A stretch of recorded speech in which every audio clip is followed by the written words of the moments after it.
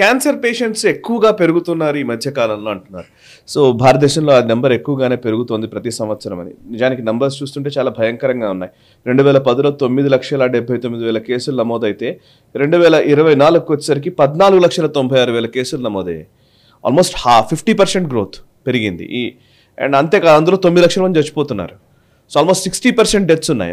ఒక కేసు వచ్చిందంటే 60% చనిపోతున్నారు. సో ఈ లెక్కన చూస్తే భారత ప్రభుత్వము లేదా ఈ ఇండస్ట్రీ క్యాన్సర్ ని బేస్ చేసుకుని ఉన్నటువంటి ఫార్మా ఇండస్ట్రీ, మెడికల్ ఇండస్ట్రీ, లేకపోతే ప్రభుత్వం చేస్తున్న ఖర్చు, ఎన్ని గణాంకాలు చూస్తే చాలా ఎక్కువే. నిజానికి ఇంత ఖర్చు చేస్తున్నారు కానీ మన లైఫ్ స్టైల్ మార్చుకుంటే సరిపోతుంది అనేది మీరు చెప్తున్నది. So can you please elaborate it? అండి, సో మనం ఎప్పుడు కూడా prevention is better than cure అంట. రైట్. సో మనము మన గవర్నమెంటే కావచ్చు, లేకపోతే ఇండివిజువల్సే కావచ్చు, less than I would say 1% of what we are spending on cure, if we start spending from today on our lifestyle diet, I think మనము దాన్ని 100% prevent చేయొచ్చు. 100% కాకపోయినా కొన్ని మన కంట్రోల్ మన చేతిలో ఉన్నవి. there are certain things మనం కంట్రోల్ చేయలేము. ఎన్వైరన్మెంట్ పొల్యూషన్ మనం కంట్రోల్ చేయలేము. we cannot travel in bubble. Correct. Right. So అవి తీసేస్తే మన చేతిలో ఉన్నవి మనం కంట్రోల్ చేయగలుగుతాం. For example diet. అన్నిటికన్నా మోస్ట్ ఇంపార్టెంట్ థింగ్ డయట్ అండి. ఇవాళ రేపు మనం ఏమనుకుంటున్నాం అంటే in general we are thinking that taking high protein is good, especially taking high animal protein. ఎంత ఎక్కువ తీసుకుంటే అంత బాడీ బిల్డ్ అవుతుంది, అంత స్ట్రాంగ్గా ఉంటాము అని మనం ఇదొక మిత్. నేను రీసెంట్గా ఒక పేపర్ చదివాను. ఆ పేపర్లో ఏంటంటే వరల్డ్లో highest consumption of animal protein and dairy is United States of America. ఒకవేళ ప్రోటీన్ అంత మంచిది, డైరీ అంత మంచిది, చాలా కాల్షియం వస్తుంది మనకి, మన డిసీజ్ రావు, చాలా స్ట్రాంగ్ బోన్ స్ట్రాంగ్గా ఉంటాము అనుకుంటే దానికి కాంట్రడిక్ట్గా నెంబర్ చూపిస్తున్నాయి. ఏ నెంబర్స్? ఆస్టియోపోరోసిస్ అంటే బోన్ డెన్సిటీ తగ్గిపోతుంది. వరల్డ్లో అన్నిటికన్నా బోన్ డెన్సిటీ తక్కువ ఉన్న దేశం అంటే అప్రాక్సిమేట్లీ 65 years నుంచి బోన్స్ బెండ్ అయిపోయి మనుషులు ష్రింక్ అవుతున్నారు, అది అమెరికా. సో మనకేంటంటే మనం ప్రోటీన్ తింటున్నాం కానీ మన బాడీలో ఈ ప్రోటీన్ని ఎలా మన బాడీ దాన్ని జీర్ణించుకుంటుందని ఎవరికి ఐడియా లేదు. ఎంత ప్రోటీన్ తింటే మంచిది, ఎంత డైరీ తింటే అంత కాల్షియం మనకు వస్తుంది అనుకుంటున్నాం. కాకపోతే ఏంటంటే ప్రోటీన్ తిన్నప్పుడు మన బాడీ అసిడిక్ అవుతుంది, ఎస్పెషల్లీ విత్ యానిమల్ ప్రోటీన్. దాన్ని న్యూట్రలైజ్ చేయడానికి, ఆ ప్రోటీన్ని మన బాడీ బర్న్ చేయడానికి, జీర్ణించుకోవడానికి కాల్షియం కావాలి. మన దగ్గర డబ్బులు లేకపోతే ఎలా ఏటీఎంలో తీసుకుంటామో మన బాడీ కూడా there is built in intelligence in it. మన దగ్గర కాల్షియం తక్కువైతే ఆటోమేటిక్గా బోన్స్ నుంచి డ్రా చేసుకుంటుంది. సో బోన్లు ఎముకలు వీక్ అయిపోతాయి. అందుకని 65-70 వచ్చేసరికి మనకు లేచి సరిగ్గా గట్టిగా నించున్నా కూడా బోన్ ఇరిగిపోతుంటాయి. దాన్ని ఆస్టియోపోరోసిస్ అంటారు. ఓకే. సో మనకి కావాల్సిన దానికన్నా ఎక్కువ ప్రోటీన్ తినకూడదు. For example they say 2.5 to 3-4% total our intake of total calories in the body చాలు అంటారు. దానికన్నా ఎక్కువ తీసుకుంటే వచ్చే ప్రాబ్లమ్స్. అదేవిధంగా ఎక్సెస్ సాచురేటెడ్ ఫ్యాట్. యానిమల్ ప్రోటీన్తో ఇంకో డేంజర్ ఏంటి, దాంతో ఎక్సెస్ ప్రోటీన్ తీసుకున్నాం, ఫ్యాట్ కూడా దాంతోపాటు మనం కన్జ్యూమ్ చేస్తున్నాం.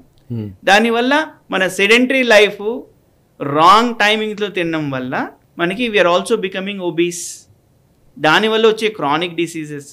అదే కాకుండా ఇంకోటి వెరీ ఇంట్రెస్టింగ్ థింగ్ చాలామందికి తెలియదు, కార్నివోరస్ యానిమల్స్ ఉంటాయి, వాటికి ఉండే ఇంటెస్టైన్స్, ఆ షేపు, ఆ size, length human బీయింగ్స్కి different.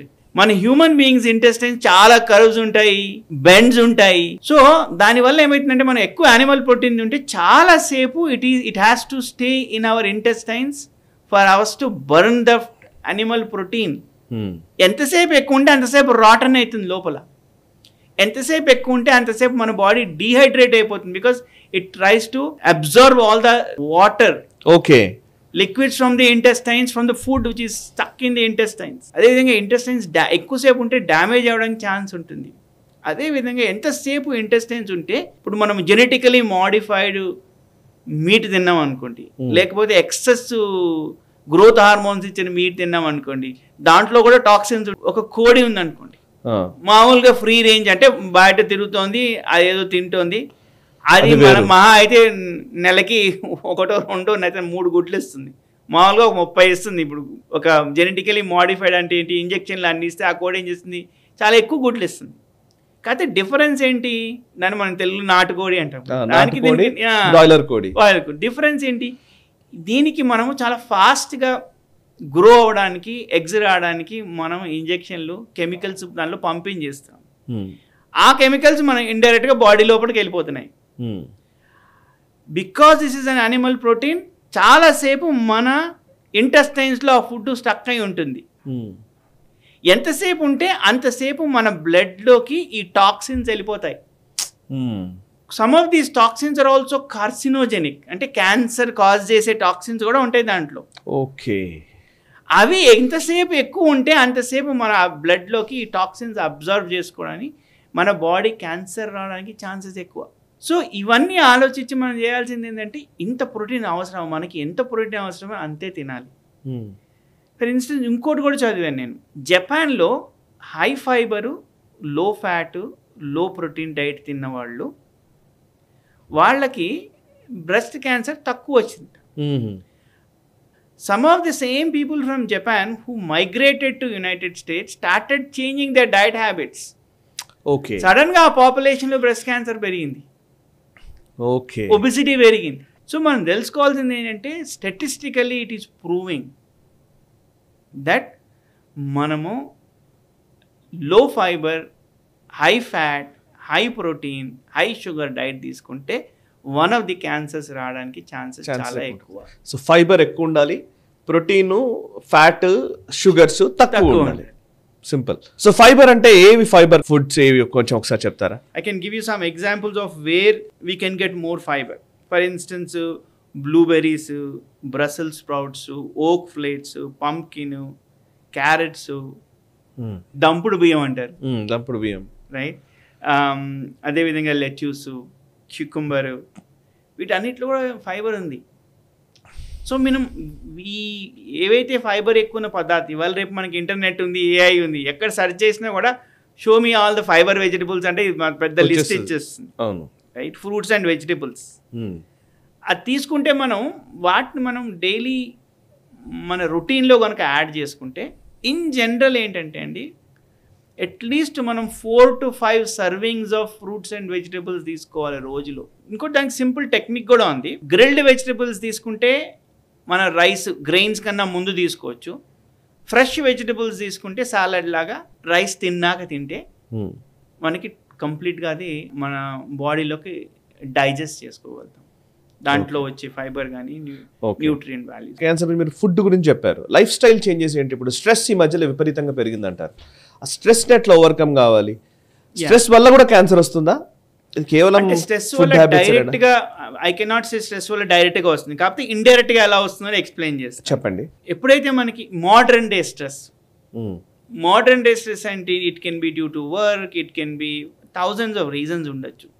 It can be relationship, it can be work, whatever it is. Modern day స్ట్రెస్కి మన కేవ్స్లో ఉన్న స్ట్రెస్కి ఏం తేడా లేదు, బాడీకి డిఫరెన్స్ తెలియదు దానికి. మనం ఎప్పుడైతే రాజయుగంలో గుహల్లో కేవ్స్లో ఉండేవాళ్ళమో అప్పుడు ఏం చేసేవాళ్ళము, మన పులిలతోనూ వైల్డ్ యానిమల్స్తో ఫైట్ చేసేవాళ్ళం. అక్కడ దాని నుంచే ఫైట్ ఆర్ ఫ్లైట్ రెస్పాన్స్ అనే వర్డ్ వచ్చింది. ఫైట్ ఆర్ ఫ్లైట్ రెస్పాన్స్ అంటే మనం ఒక పులిని చూసామనుకోండి, దాని నుంచి దూరం పరిగెత్తాలి, లేకపోతే దాంతో కొట్లాడాలి. That is what it's called fight or flight response. Modern day stress కూడా అటువంటి రెస్పాన్సే మన బాడీలో క్రియేట్ చేస్తుంది. అటువంటి రెస్పాన్స్ మన బాడీలో క్రియేట్ అయినప్పుడు ఫస్ట్ మన అడ్రినల్ గ్లాండ్స్ మనీ సేవ్ చేయాలి. అంటే ఏం చేయాలి, మనకి మన హ్యాండ్స్, మన కాళ్ళు, చేతుల్లో స్ట్రెంగ్త్ ఇవ్వాలి ఫస్ట్. అందుకని అంటే బ్లడ్ ప్రెషర్ పెంచేసి మన కాళ్ళలో, చేతుల్లో సర్క్యులేషన్ పెరుగుతుంది. సో దట్ మనం ఫైట్ ఆర్ ఫ్లైట్ చేయడానికి, పరిగెత్తడానికి, లేకపోతే కొట్లాడడానికి. అది ఫస్ట్ స్టెప్. దానివల్ల ఏమవుతుంది, మన బ్లడ్ ప్రెషర్ పెరుగుతుంది, దానివల్ల ఇండైరెక్ట్గా కిడ్నీస్ మీద డ్యామేజ్ వస్తుంది. సెకండ్ ఏమవుతుందంటే, మనము number of breaths per minute పెరిగిపోతుంది, లంగ్స్ ఎక్కువ పనిచేయడం మొదలు పెడతాయి. బికాజ్ ఆ స్ట్రెస్కి తట్టుకోవడానికి ఎక్కువ ఆక్సిజన్ కావాలి బ్లడ్లో. దాంతో ఏంటి, wear and tear on lungs and heart ఎక్కువైపోతుంది. నెక్స్ట్ ఏమవుతుందంటే మన బాడీ కార్టిజాల్ అనే హార్మోన్ రిలీజ్ చేస్తుంది. అది దానివల్ల మన ఇమ్యూనిటీ సప్రెస్ అయిపోతుంది. డిఎన్ఏ లెవెల్ దాంట్లో ఇంటెలిజెన్స్ ఏంటి, ఫైట్ ఆర్ ఫ్లైట్ రెస్పాన్స్ని ట్రిగర్ చేయాలి, అంటే బాడీని ప్రొటెక్ట్ చేయాలి, బ్లడ్ ప్రెషర్ని పెంచాలి, బ్రీదింగ్ని ఇంక్రీజ్ చేయాలి, మిగిలిన ఏవైతే మన బాడీలో జరిగే ఫిజియోలాజికల్ చేంజెస్ యాక్టివిటీస్ ఉంటే వాటన్ని సప్రెస్ చేయాలి. సో డైజెషన్ సప్రెస్ అయిపోతుంది, ఇమ్యూనిటీ సప్రెస్ అయిపోతుంది. కరెక్ట్. సో డైజెషన్ సప్రెస్ అయితే ఏమవుతుంది, మన జిఐ ట్రాక్ కొంచెం దెబ్బతింటుంది. ఆ ఫుడ్ అంతసేపు ఉండిపోతుంది అక్కడ, ఎక్కువసేపు ఉంటుంది బర్న్ కాకుండా. ఓకే. అంటే మన బాడీ లోపల రాటన్ అవ్వడానికి ఛాన్సెస్ ఎక్కువ, because it is suppressing digestion. అంటే సర్క్యులేషన్, డైజెస్టివ్ జిఐ ట్రాక్లో సర్క్యులేషన్ తగ్గుతుంది. అదేవిధంగా ఇమ్యూనిటీ సప్రెస్ అవుతుంది. ఇప్పుడు మనకి ఇదే స్ట్రెస్ క్రానిక్ అయింది అనుకోండి, రోజుకి 10 సార్లు, మంత్కి 100 సార్లు అయితే ఇది సైకిల్ రిపీట్ అవుతూ ఉంటుంది. ఆ సైకిల్ రిపీట్ అవుతున్నప్పుడు మన బాడీలో కనుక క్యాన్సర్ సెల్స్ ఉంటే, ఇమ్యూనిటీ సప్రెస్ అయితే, వైట్ బ్లడ్ సెల్ యాక్టివిటీ లేకపోతే క్యాన్సర్ గ్రో అవ్వడానికి ఛాన్స్ ఉంటుంది. సో ఇండైరెక్ట్గా there is the relationship between stress and cancer. Okay. Now దాన్ని మనం మేనేజ్ చేయాలి. దాన్ని ఎట్లా మేనేజ్ చేస్తారు? So there are many ways to manage stress. ఒకటి సింపుల్, మన బ్రెత్ని కంట్రోల్ చేయాలి. బ్రెత్ ఈజ్ ప్రాణవాయువు. ప్రాణవాయువుని స్లో చేయాలి, ఫస్ట్ స్టెప్. ఓకే. ఎక్కువ సార్లు బ్రీత్ తీసుకునే అది లేకుండా తగ్గించాలంటే మనకి ప్రాణాయామం అనేది చెప్పారు మన దాంట్లో థౌజండ్స్ ఆఫ్ ఇయర్స్ నుంచి చెప్తూనే ఉంటారు. ఏం లేదు, కళ్ళు మూసుకుని ఫస్ట్ ఫ్యూ డీప్ బ్రెత్స్ తీసుకోవాలి. అబ్డామిన్ నుంచి డీప్ బ్రెత్స్ తీసుకుని ఇన్హేల్ ఫ్రమ్ యువర్ నాస్ట్రిల్స్, ముక్కు నుంచి ఇన్హేల్ చేసి నోట్ నుంచి గాలి వదలాలి. ఓకే. ఇన్హలేషన్ ఇప్పుడు ఫర్ ఎగ్జాంపుల్ వెరీ సింపుల్, ఒక 1 to 3 కౌంట్ చేయండి, ఇన్హేల్ చేయండి. 1 to 5 కౌంట్ చేసి ఎక్సేల్ చేయండి. ఎప్పుడైతే ఎక్సలేషన్ పెరిగిందో ఆటోమేటిక్గా బాడీ స్లో డౌన్ అవడం మొదలవుతుంది. అది ఫస్ట్ స్టెప్. సెకండ్ స్టెప్ ఏంటంటే జస్ట్ కళ్ళు మూసుకుని మనం గాలి పీలుస్తున్నప్పుడు మెంటల్లీ మనసులో సో అనుకుని, గాలి వదులుతున్నప్పుడు హమ్ అనుకున్నాం అనుకోండి, స్లోగా అలా మనం అబ్జర్వ్ చేసాం అనుకోండి బ్రెత్ని సోహంతో, అప్పుడు కూడా స్లో అయిపోతుంది. తర్వాత just mentally you visualize that you are in a beautiful place. ఎప్పుడైతే మనం కళ్ళు మూసుకుని ఒక బ్యూటిఫుల్ ప్లేస్ని ఊహించుకుందాం అనుకోండి, మనం వెళ్ళిన ప్లేసే అవ్వచ్చు, హిమాలయస్ ఎక్కడికో ఒకటికి, ఊహించుకోండి, స్లోగా మన బాడీలో కామ్నెస్ వస్తుంది. ఎంత డీటెయిల్గా ఊహించుకుంటే అంత హ్యాపీనెస్ వస్తుంది మన బాడీలో. తద్వారా మనలోనే హార్మోన్స్ కొన్ని, అప్పుడు ఏమవుతుందంటే మనకి హ్యాపీనెస్ పెరిగి ఆటోమేటిక్గా మనము ప్రాణాయామంతో స్లో చేసాము. తర్వాత we are thinking that we are in a beautiful place. మన బాడీ కూడా ఆటోమేటిక్గా ఫూల్ అయ్యి అది కూడా బ్యూటిఫుల్ ప్లేస్కి వెళ్తున్నాం అనుకుంటుంది. So it starts feeling better and it comms down. Okay.